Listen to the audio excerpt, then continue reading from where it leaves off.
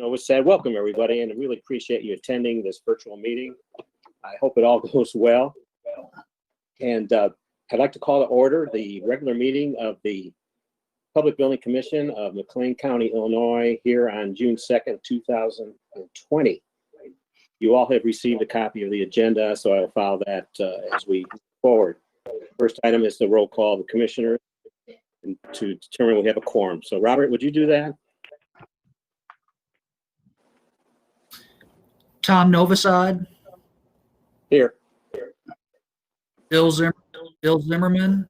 Here. Jack Morrell. George Farnsworth. Present. Dave Schultz. Here. Jack Harris. Here. Terry Reed. Here. Jim Fruin. Here. Rob Fazzini. Here.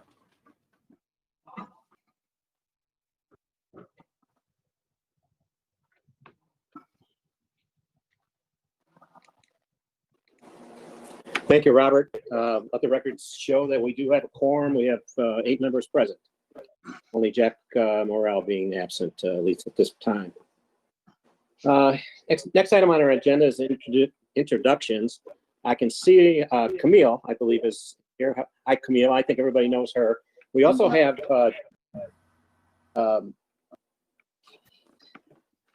Diane Carlson here as well, and you're going to hear from her in a little bit. Dawn Carlson, excuse me, Dawn Carlson.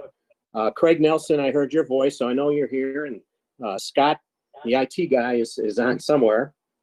And then I don't know if Cassie Taylor or Kathy Dreyer are here. Are they? Tom, they are in the room with me. They're just not, there's only room for one person on the camera. We have the ability to have them step up to a podium where they would also show up on these squares, but they are present and in the room with me as well as Craig Nelson. Thank you. Thank you so much. Kathy Taylor and Kathy Dreyer, by the way, are 2 new assistant county administrators, and you'll be hearing from them probably in a moment or so. So welcome. Yep.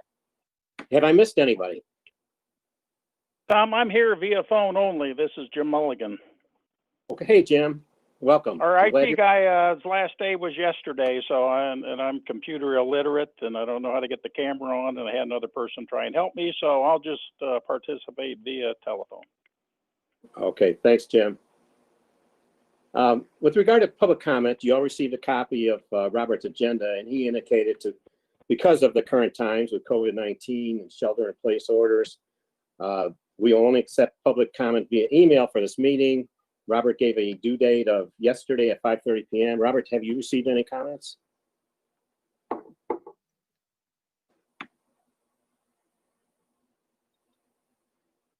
Robert, have you received any comments? We received no comments. Okay, thank you. We received no comments, no. Okay. Finally, the public will be able to view the Public Building Commission meeting live on Facebook and YouTube. Links can be found as indicated on the notice of agenda posted. So with that, let's go ahead and move on to item 3 on the agenda, and that's the vote to approve the minutes of our January 7th, 2020 regular quarterly meeting. You've all received an electronic copy of those minutes. Any comments, questions, discussion? Hearing none, may I have a motion to approve? Second? Second. I think that was Jack approved, made the motion, and George seconded. All those in favor say aye. Aye. Aye. Any opposed? Same sign. Minutes approved. Minutes approved. Thank you. Moving on, item 4 of our agenda is the treasurer's report from Jim Mulligan. And I Okay. Go ahead, Jim. I'm sorry. Okay, I'm just kind of go over the highlights of what's happened for this entire fiscal year since we've only met once or twice. The treasurer's report as of April 30th instead of May 31st, just due to the timing of the meeting and getting information to prepare the report. All bank accounts as of April 30th have been reconciled. Currently, the interest rates range from 0.01% up to 1.85% on our 12-month CD that matures in October of 20. And, you know, at that time, you know, it'll be interesting to see what the renewal rate is. As far as the capital, we received $60,000 on the capital improvement, the first capital improvement loan. The second capital loan was dispersed in October of $430,492, and the first payment will be due on November 1st of 2020. On the bond issues, the series 2010-2013 principal was paid on November 1st of 2019 along with interest.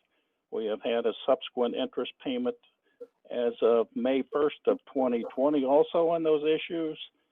The 2015 bond issue, we had a principal and interest payment due on December 1st, and we also had an interest payment which was due yesterday. And with regards to that payment, we received an advance payment from the county for $922,000 plus in order for enable us to pay the interest of $921,000 as of yesterday. As far as the bonds, in the November and December payments, we paid down $2,045,000 worth of principal.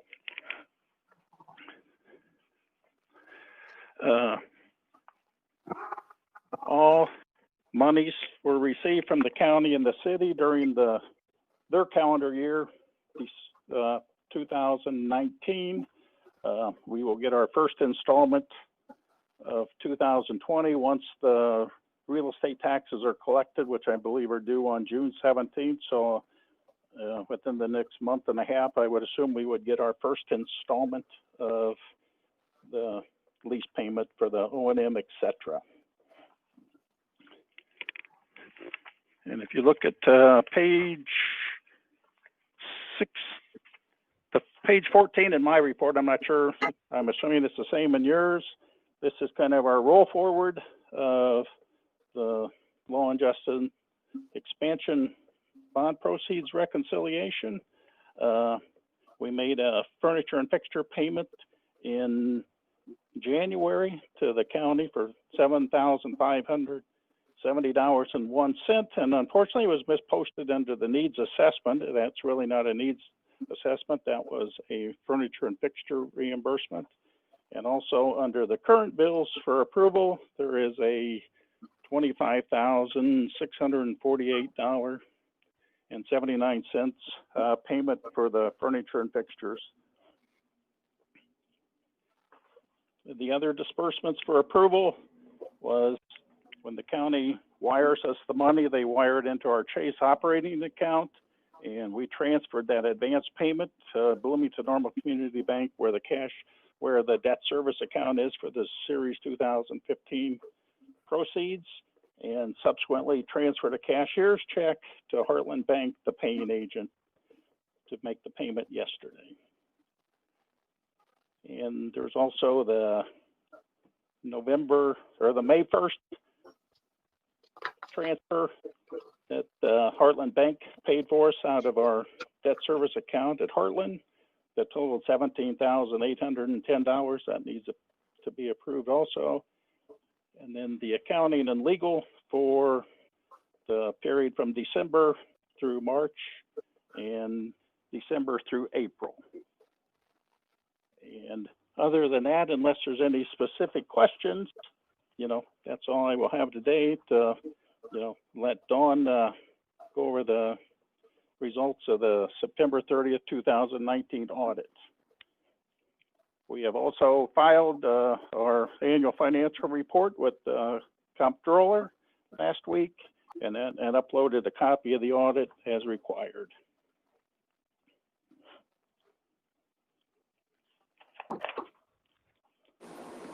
Oh, thank you, Jim. Mm-hmm. Before we move on to the audit report, we'll need to discuss and vote the treasurer's report and distribution of funds. Any further comments, questions, discussion on the treasurer's report?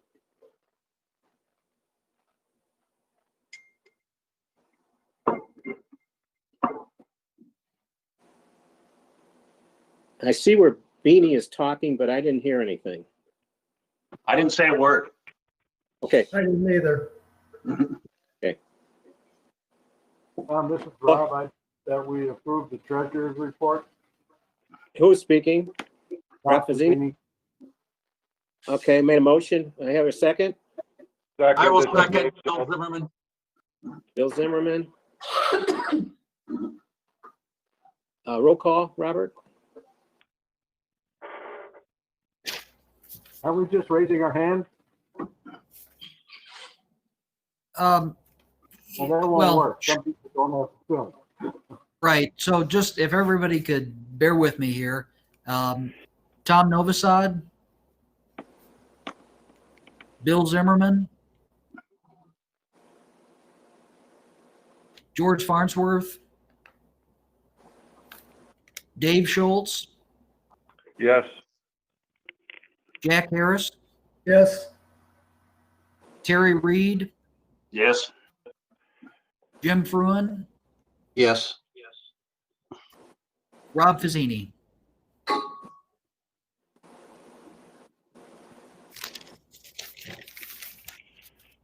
Very good. One last thing, Tom, I don't know if you and Bill would be able to stop by the office as you have in the past to sign checks that we can get the county the reimbursement for the furniture and fixtures, et cetera. And the next day or two, I will have them at the office, or if you would be available. What day do you want us down, Don? Oh, they're prepared now, so it's just a matter of whenever you want to stop by. I'll be there. Okay, And then- motion carried. Let's go ahead and move on to 4B. That's discussion and vote to approve the fiscal year 2019 audit report. And I know we have Before- Dawn. I'm sorry, we have Dawn Before- Carlson.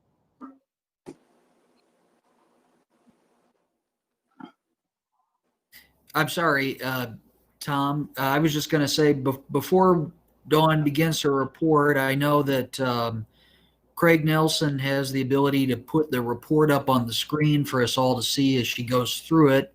And I thought that might be helpful if we could do that.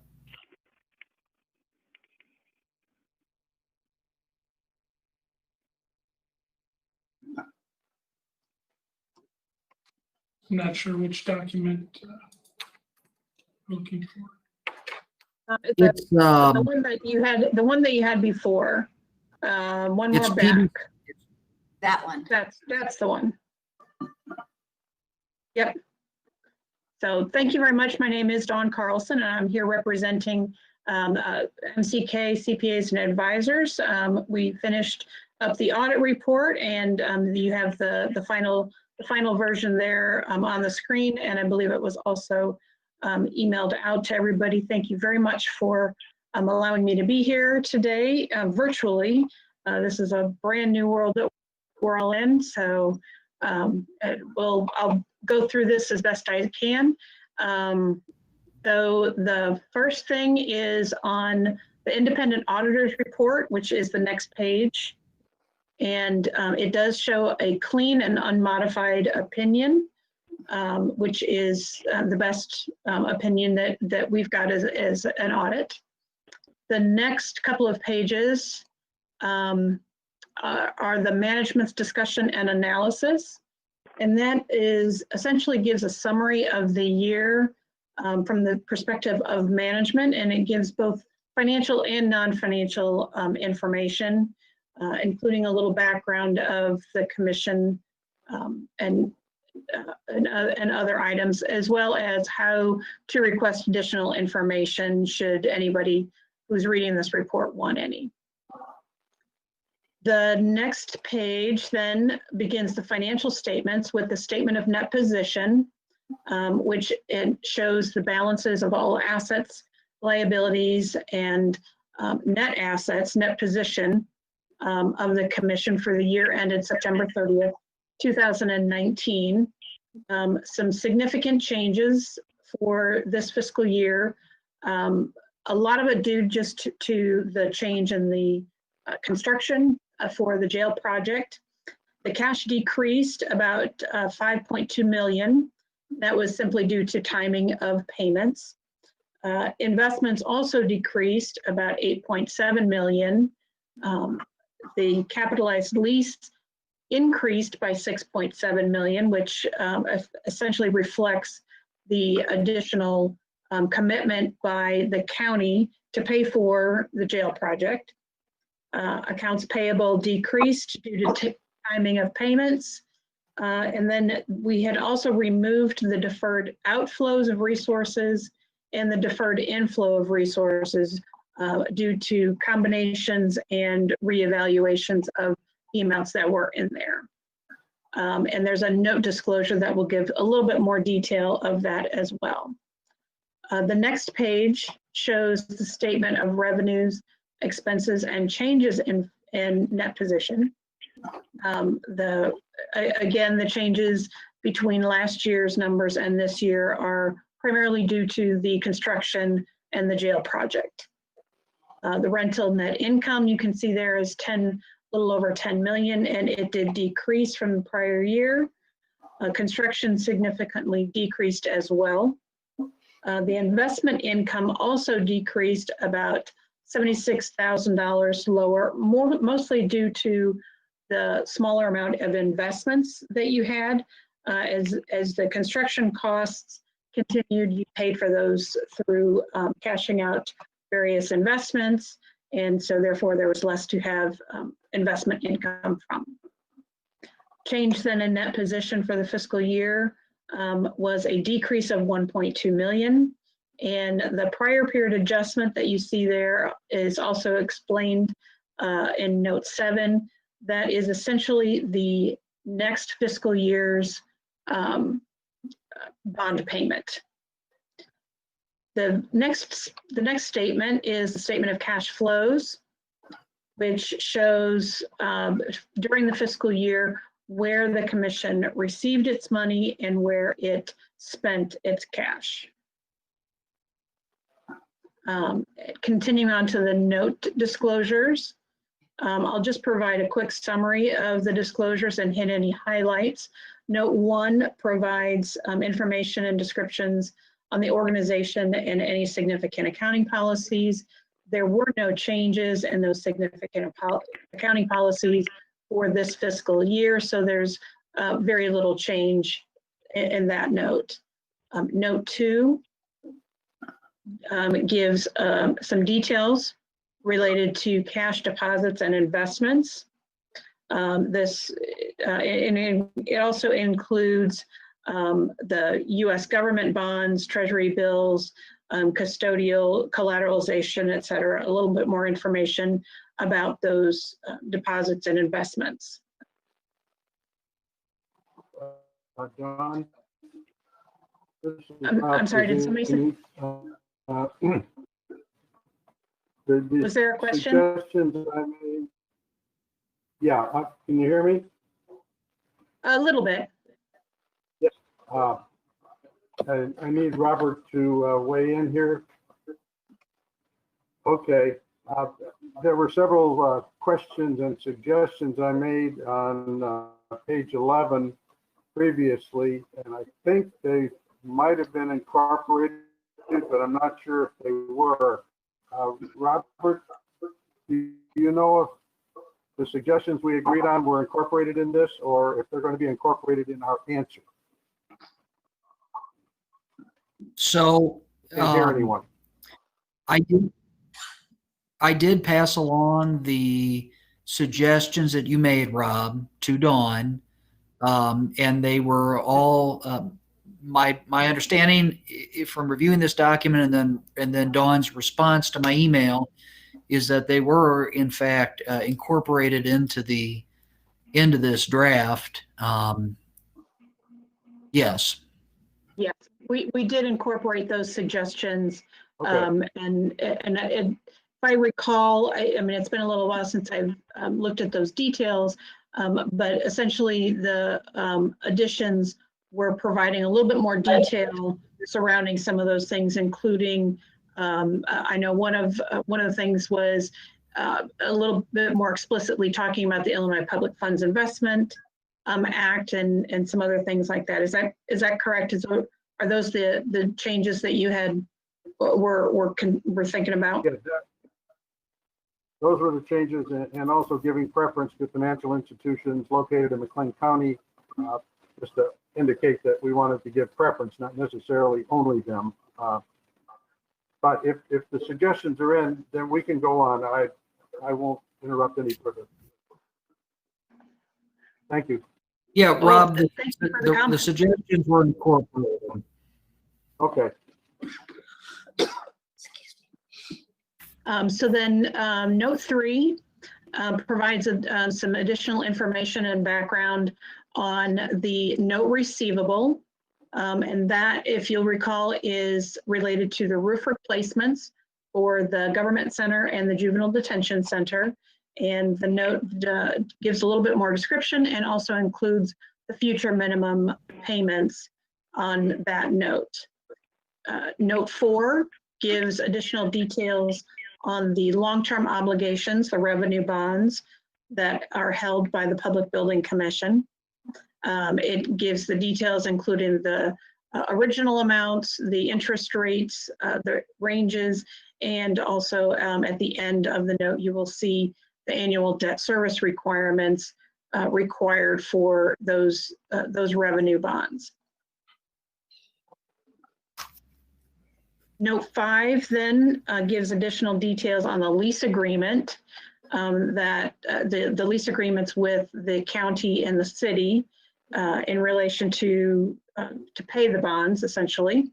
And the details of that are included in there, as well as the future minimum lease payments, when we can expect to be paid, and includes the adjustment for the estimate, rather, for the completion of the jail project.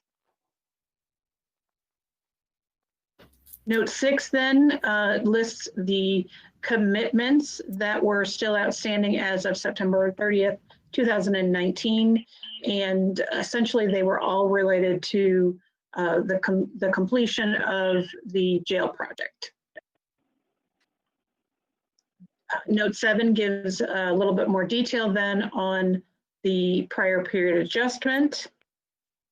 And note 8 discloses some subsequent events. Typically, normally we don't have any, however, due to COVID-19 and the uncertainty that's surrounding practically everything right now about it, we are choosing to include a little bit, basically to say we have no idea if this will impact the commission at this time. And the supplemental information is a schedule of the insurance policies outstanding at the end of the fiscal year. In addition to the financial report, we also issued a communication with governance, you folks there on the board. And just in summary of that, we had no difficulties with the audit, other than, of course, it's kind of a COVID-19 kind of put a delay on everything. And the adjusting entries have already been provided to Jim Mulligan. And as he stated, then we also assisted with the preparation of the annual financial report for the comptroller and also McLean County. It's been filed. So does anybody have any questions, or can I provide any further information?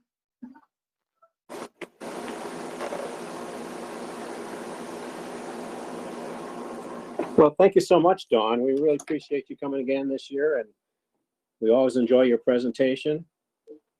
We do have to discuss and vote to approve the fiscal year 2019 audit report. To that end, any further discussion, comments, questions? Hearing none, can I have a motion to approve? So move. Jack Harris, second. Rob Fazzini, second. Robert, would you do a roll call, please? Bob? Tom Novosad, Bill Zimmerman, Yes. George Farnsworth, Yes. Dave Schultz, Yes. Jack Harris, Yes. Harry Reid, Yes. Jim Fruin, Yes. and Rob Fazzini. Very good. Motion carried. Thank you. Item, Thank you very much 4C. for allowing me to be here. the next item, Dawn, is just the ratify submission of the fiscal year 2019 annual report, which you had a hand in, I believe. Could you just a Tom? minute more? Tom? Yes. I think Dawn was asking whether she wanted to stay for the rest of the meeting. Was she, Dawn? I think Dawn, Uh, just for another, last item, Dawn, and then you're welcome to leave if you're welcome to stay too. But the next item is to discuss and ratify submission of the fiscal year 2019 AFR report, which you had a hand or help in putting together. Jim Mulligan, are you there? Yes. Yes, Any- Don's office prepared, myself reviewed. They provided it to me and I submitted it to the comptroller a week ago from today, and they accepted it along with the uploaded audited financial statements. And I think it pretty much just mirrors the annual financial report, just in a different format. Anything to add, Dawn? The annual financial report also includes a little bit of demographics as well, in addition to the stuff that's in the financial report. And I believe it also is filed with the county too. So they all have that as well. Correct. Robert took that or mailed it over to the county. I don't know if he's received the receipt yet or not, but I did receive a receipt. Our audit has been filed with the county clerk, file stamped. Our annual financial report has also been filed and with the clerk, and I've received file stamped copy. There was a notice that was run in the Pantograph, should have been last Friday, indicating that the audit is publicly available for review at the clerk's office. And then according to our statute, McLean County, the city of Bloomington, Airport Authority, Water Reclamation District, and District 87 school board personnel have all received copies of our audit. First Midstate has also received a copy of our audit so that they are able to upload that audit to the SEC's Municipal Securities Rulemaking Board's website so that we continue to be in compliance with our continuing disclosure undertaking obligations on our bond issues. So we have checked all of the boxes. Everybody has a copy of the audit that should, and we've gotten confirmation of that. And I'll add that the other interested parties, that being the county auditor and the auditors for the County of McLean, also have received copies of the audit report to incorporate into the county's financial statements as well.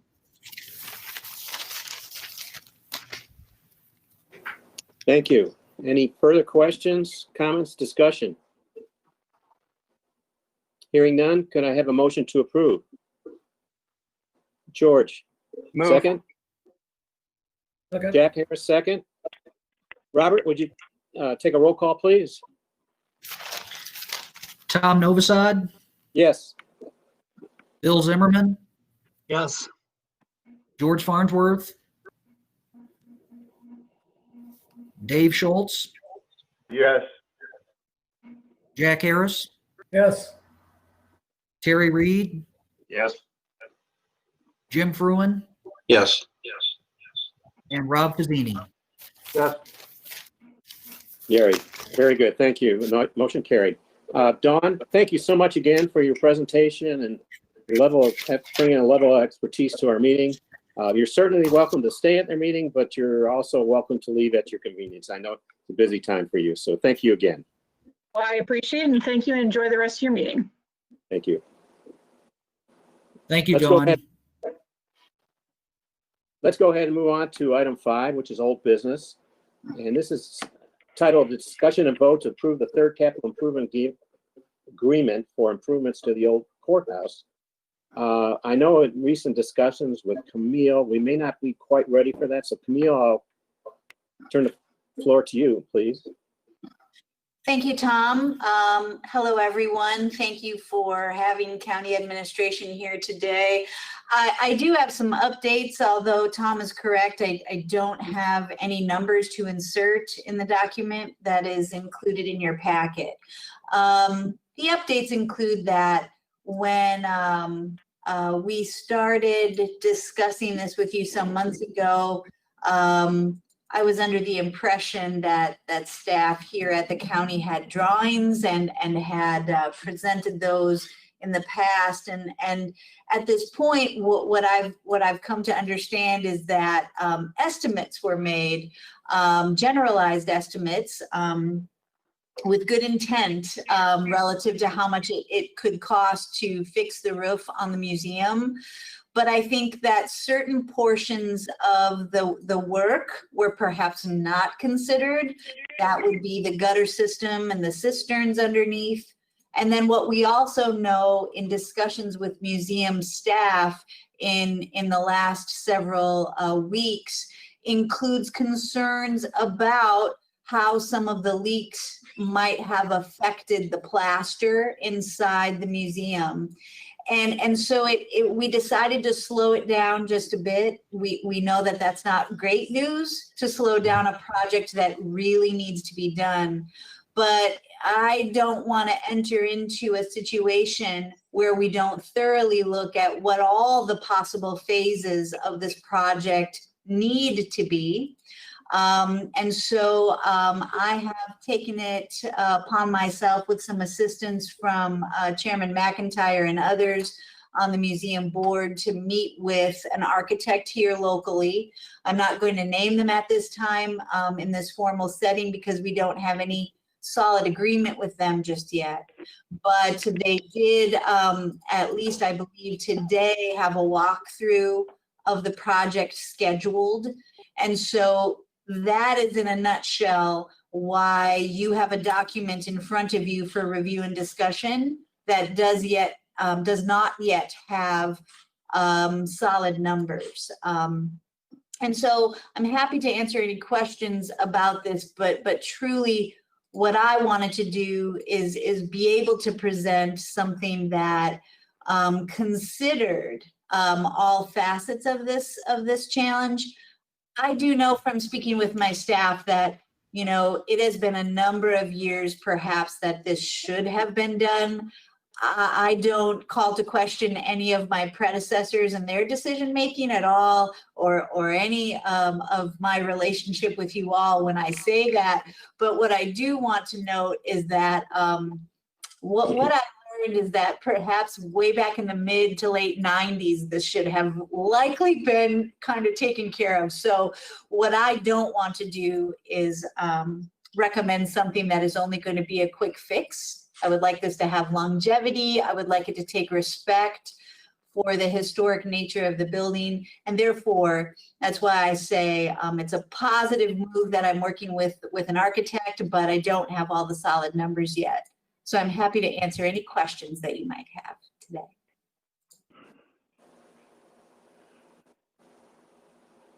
Any questions, anyone? Camille, this is Rob Pizzini. No question, but the complexity of doing a roof on the museum is immense. There is an internal system that has water go through the museum into the cisterns. Rob, You- your comments were really breaking up for me. I don't know if others heard that. Okay, Camille, did you hear his questions? I couldn't I know it had to perhaps, Mr. Fazzini do with the cisterns, in the museum. You were cutting in and out a little bit.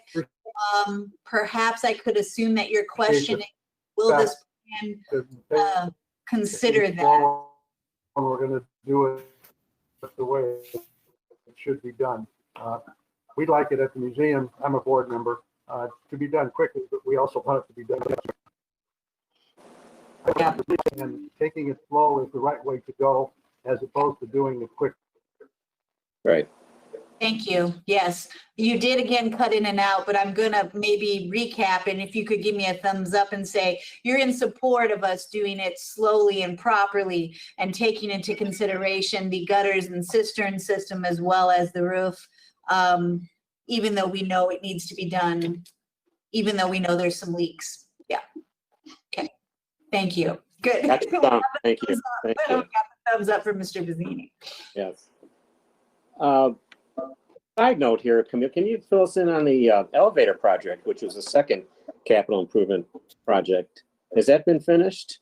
At Yes, you know, at 200, are you speaking of at 200 West Front? yes. In fact, just today, I have my regular meeting with our facilities director, Tim Doherty, and today was punch list day. So what timing, I couldn't have asked for that opportunity in any other way. So it is finished. We're very pleased. And so that's great news. We're very happy about the project. Great. That's great to hear. Yes. Super.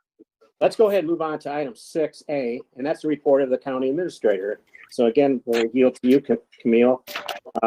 Discussion of future public building construction projects, if any. I know you've been a little busy with other things at this. Just a little bit. Yes, thank you for this chance. I think that elevators is an interesting segue. I do want to do an assessment with Mr. Doherty regarding any of the elevators throughout all of our buildings to assess a sort of a scope out of which elevator may need to be repaired or replaced next. I shouldn't say repair because we do a lot of elevator repair, but that may be a possible project. I wouldn't say that that's a certainty.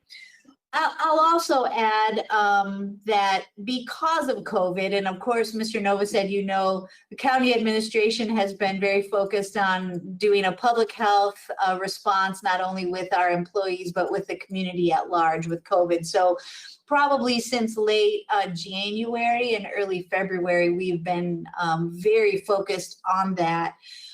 That aside, we do know that we probably have other projects in the works that our departments wish we would focus on, and the uncertainty is somewhat related to budgeting and then the ability of time and focus relative to staff. So above and beyond a good look-see at the elevators at this time, I know that there were discussions about locating a different site for our animal control department. And I really can't speak right now as to whether or not we will be able to address that during this budget year yet. I know that our first step in that regard was doing some kind of environmental assessment as to where in the county we could appropriately place that building should we find ways to fund and finance and then build another animal control shelter. So COVID has definitely slowed us down, and it's also making us, as we enter into our regular budget season. Of note is that just at the last county board meeting, we passed our budget policy, which sort of kicks off all of our efforts with departments in updating policy documents for the 2021 budget. In that sense, we will be having further discussions about what, if any, capital improvement projects we may bring forward to you. But I will say lastly, you should know that out at the nursing home, we are needing to make some changes there in response to regulatory survey recommendations. Those have to do with smoke barriers and some changes to sprinklers within the penthouses on top of the building, among other things. So again, they are requiring us to consult with outside assistance, but in the sense that they're a major project, not at this point. I wouldn't define it as that. So in a nutshell, we're being very conservative, very practical, but I do want to get back to basics and take a look-see at our mechanics and what might need to be placed on the improvements for the coming year, and get back to you soon. Thank you. Thank you so much. Any questions for Camille at this time? Let's go ahead and move on to item BB, sub-item BB, and that's staff's report on operation and maintenance of public building commission-owned facilities. And I know, Robert, you may have a piece of this as well.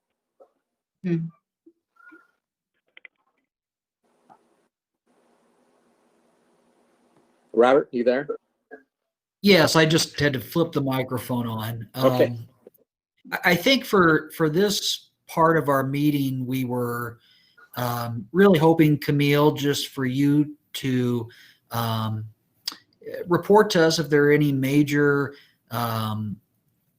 maintenance-related issues with the buildings. It sounded like part of that report was tied into your discussion of potential future projects, but I think as a body, we just want to be more proactive in learning about the condition of the facilities, making sure if there are issues with any of the facilities on the county's list of concerns that we're appropriately apprised of that, and also have that on our radar in the event that issues are brought to us in the future. So I'm not sure if really there is anything beyond what you've already reported on. I think one area that at least popped into my mind when you were giving your report was, I know there's been past discussion about the status of the Fairview building in particular.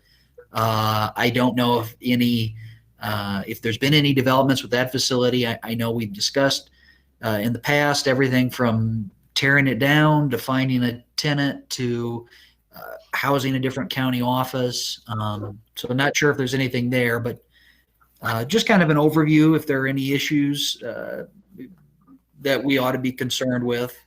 Sure. Thank you for that reminder. I jotted down Fairview and then I skipped over it. So to answer your question, first and foremost, at this time, I do not have any operations or maintenance concerns on a major level. I think operationally, I am always challenged with space, and it's surprising. It's not necessarily space for staff as much as it is space for files and the storage of equipment and things like that. So we're always trying to think outside of the box and find ways to hold on to the required documents that we have. That isn't for you all to worry about necessarily, but it is for us to try to manage. But onto the Fairview building, I will say that a few months ago, we entered into some discussions with Tim Ryan and Liuna regarding the possibilities of Fairview building being renovated and even an addition built onto it to house retired laborers. And so it would be almost like an apartment building for a certain subsect of the population. Those discussions turned into some work done by Tim Ryan and his group relative to the submission of preliminary applications for tax credits and other things that they are very versed in doing as part of these types of projects. Without having any notes in front of me, I know that they've completed similar projects in other communities. One currently being worked on in Paris, Illinois, via the renovation of a high school there that they purchased and are making into apartments. At this point in time, you know, as you can imagine, again, with the pandemic kind of pausing almost everyone's sort of quote unquote regular jobs, they and I have not had any subsequent discussions until just last week, where they restarted the conversation for us to keep talking about those possibilities. So we do have options with a relationship with an entity such as Tim Ryan's for the Fairview building. Nothing has been agreed upon, nothing has been set in stone, but really positive conversations have ensued. And in fact, they visited the property committee several weeks ago, if not months ago now, to present ideas, and it was quite well received. So at this point, we're going to restart those conversations, see where it leads us. There are zoning questions we have. The land would have to be surveyed. There would have to be discussions about that plot of land in particular. And would we lease the land and sell the building? Are we even able to sell the building? So as you can see, there are a long list of questions that we even have to answer before an entity like that could commence any work. And obviously we would have discussions with this commission should we formally consider entering into anything like that type of project. So above and beyond that, I don't know, Mr. Porter, if you have any other thoughts, if I'm forgetting anything, but that's where we're at with the Fairview building. We continue to maintain it. It stays empty. We do not use it for anything, but that's the status of Fairview at this point. Great, thank you. Thank you. Before we leave this agenda item, are there any further questions for Camille at this point? Camille, I'm wondering if you could maybe briefly speak to how things are going in terms of now that the jail addition's being used, and you know, obviously it's been probably hard to believe, but it's been about, I think, 1.5 years since we did the ribbon cutting on that building. How have things been going from the sheriff's department and use of that facility? Any issues there, or growing pains, or what have you? Sure, thank you. Thank you for that segue. I will say that for the most part, staff appear to be very pleased to use the facility.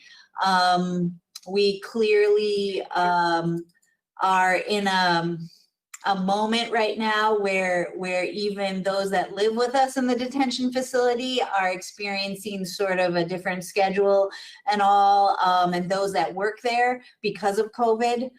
So we've been able to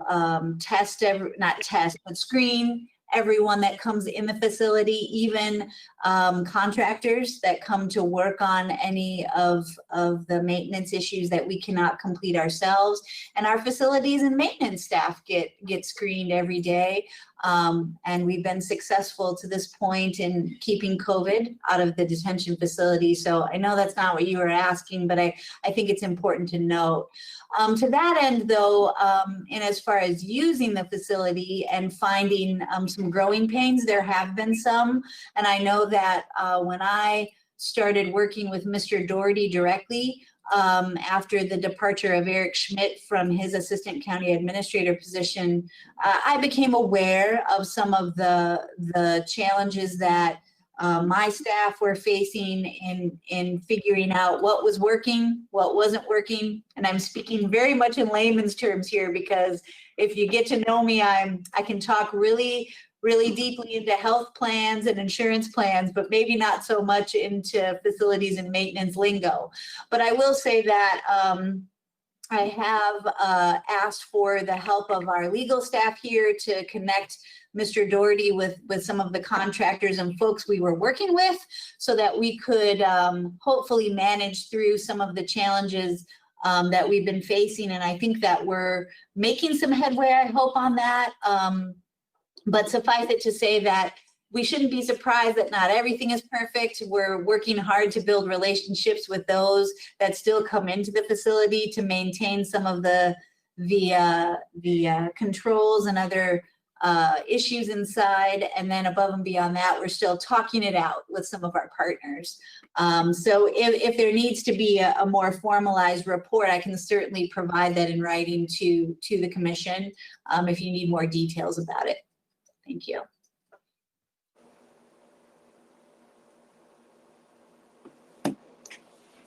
Okay, thank you, Camille. I appreciate it. I think we would definitely like to pursue that issue further. So to that regard, Robert and I will be in contact with you shortly to Sounds wrap up. good. Okay, Thank you. very good. Any further comments, questions, discussion?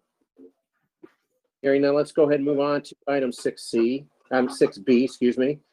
And discussion and vote on approving reimbursement to McLean County for FF&E expenditures of $26,429.08.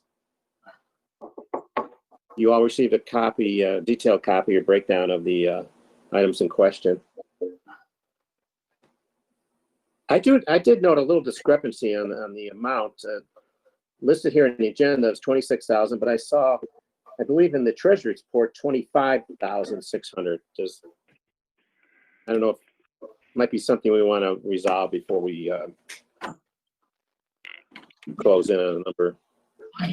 Yeah, I'll follow up on that. I can't find the check copies right now. It may have just been a typo in the back of the report, but I can't put my fingers on the actual check itself as we speak. But And Tom, I believe my staff, Kathy Dreyer, has approached the podium, and I believe she has an explanation for the discrepancy. Okay. The $26,429.08 is the total of all the invoices that I submitted. But when I was getting them together, I found where we were paid twice for 2 invoices. So I deducted that from the bottom.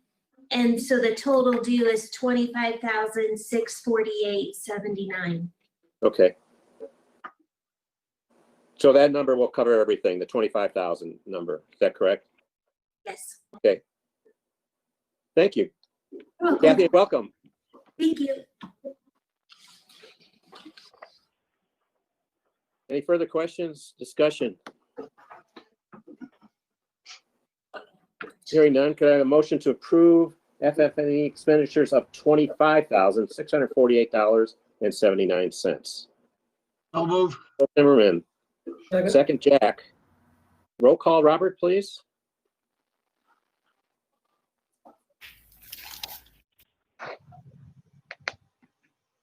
Sorry, my mic takes a second here. Tom Novosad, Yes. Bill Zimmerman, Yes. George Farnsworth, yes. Dave Schultz, Yes. Jack Harris, Yes. Terry Reed, Yes. Jim Fruin, Yes. and I think we might have lost Rob. Rob Fazzini,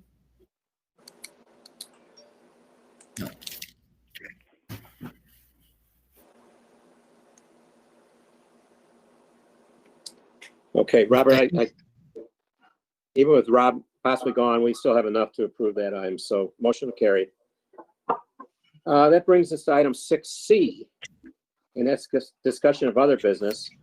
One item I'll just go ahead and jump right in on is our next meeting, which would normally quarterly meeting scheduled for the first Tuesday of July. That puts us quite close to this twice delayed meeting here in June. And so Robert and I have had some discussion about possibly canceling that July meeting and just moving forward with our next quarterly meeting, which would be in October. The caveat would be, unless there is items that we do need to discuss, such as the courthouse remodel, that may have to require a special meeting, or if something else should arise at the time. But I'm open to suggestions that people feel comfortable in delaying the meeting or going ahead and cancel. I appreciate any thoughts that you might have on that. George? Concerned with Camille's comment about the moving into the jail and getting comfortable there. Is there anything within the scope of her concerns, your concerns, Camille, that might get us into performance bond issues or anything like that? Guarantees? I'm not certain about that. I don't think my concerns rise to that level at this time. I'd have to reconnect with our civil states attorney that's working on this. And again, that's why I said I probably need to regroup at least with Mr. Novosad and Mr. Porter, and then get back to you on that. Okay. Just, Thank that you. might be the only, if something came up that was immediate, and so we stayed within the time boundaries on those things, we might have to address them. That's the only concern I have. Thank you. Good point, George. Would we want to calendar a meeting for August? And then if we need it, it's on the calendar, and if not, we can cancel it. That's halfway between now and October. That might not be a bad compromise. That'd be August 4th, I believe. Mm-hmm. Other thoughts?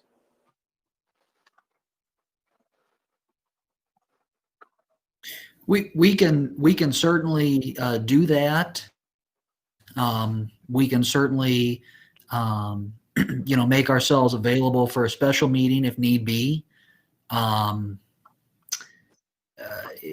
think the thought was that probably there wouldn't be that much on our agenda other than a treasurer's report if we were to meet again in 30 days.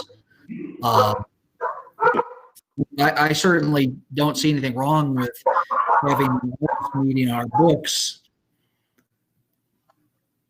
I think maybe someone's dogs have a strong feeling. I'm afraid they're all mine. That's okay. That's okay. That's okay. Should Camille get animal administration involved in this? Yeah. I tell you, between my dogs and my guns, I feel pretty good.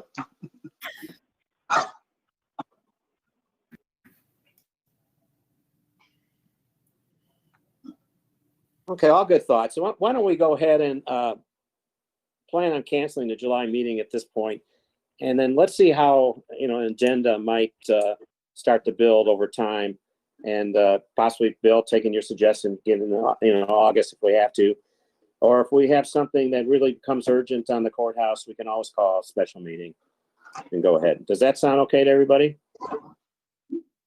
Does to me. Okay. I think that's a great compromise. Okay. Let's go ahead in that way. Other items, other business. Robert, do you have anything? So, yeah, I do have just a couple of things, both more long-term sort of administrative items. The first is that we have, as we close out this Law and Justice Center expansion project on our books, in terms of paying the invoices, we do have funds that continue to remain in our project fund checking account. Those funds are currently getting about 0.25% of interest a month.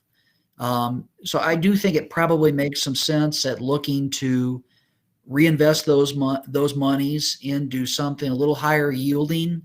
That puts us in a better position to have funds for potential capital improvement loans and other administrative needs as we move forward.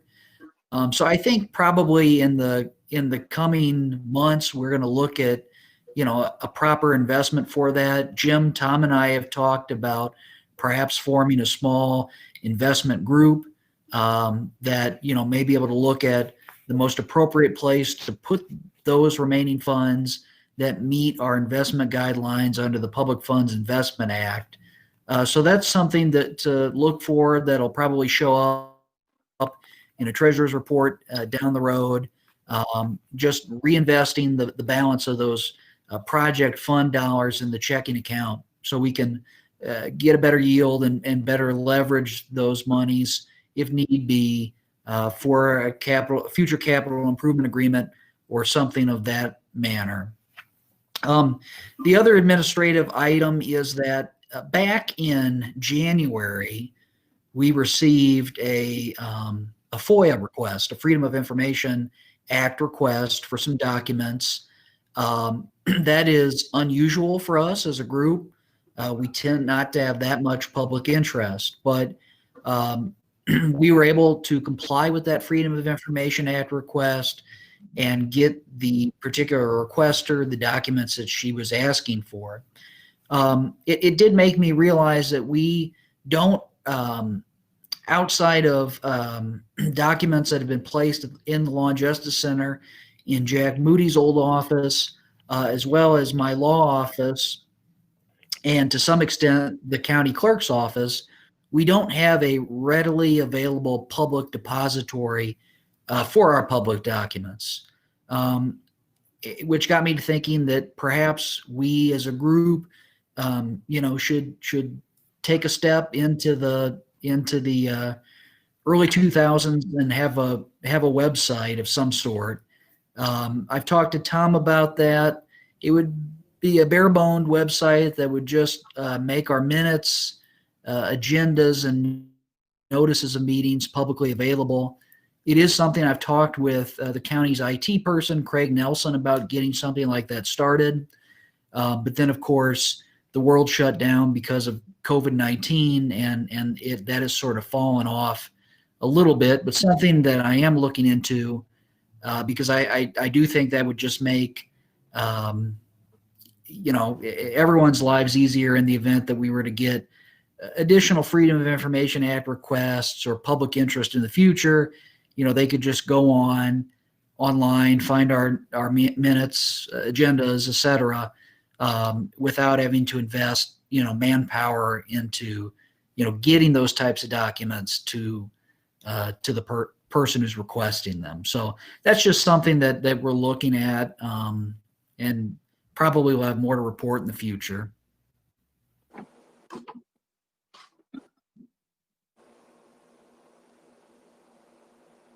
Any thoughts on that website?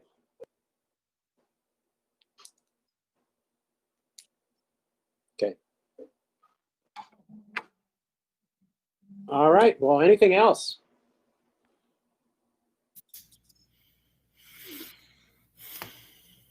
Well, I need to call for a motion to adjourn, if I could. Move to adjourn. There, second. I'll second. And that was Terry, second. All those in favor say aye. Aye. Great. Thank you so much. And thank you all for attending this meeting. I mean, anxious to hear your thoughts possibly later about how you felt this worked. It's a little awkward, but we got the job done. And I think it's a good way to do this in this dire time. So, Camille, thank you for helping us set this up. Appreciate it. Thanks to my staff. Yep. All right. And we're out of here by 4 o'clock, which I think we promised you. So we have another meeting at 4:30 and another one at 7 tonight. So thank you for meeting a little early. We appreciate it. Great. Thank you all for attending. Appreciate Thank you, it. everyone. Take So care long. and everyone stay safe, okay? Everyone. Goodbye. All right, bye.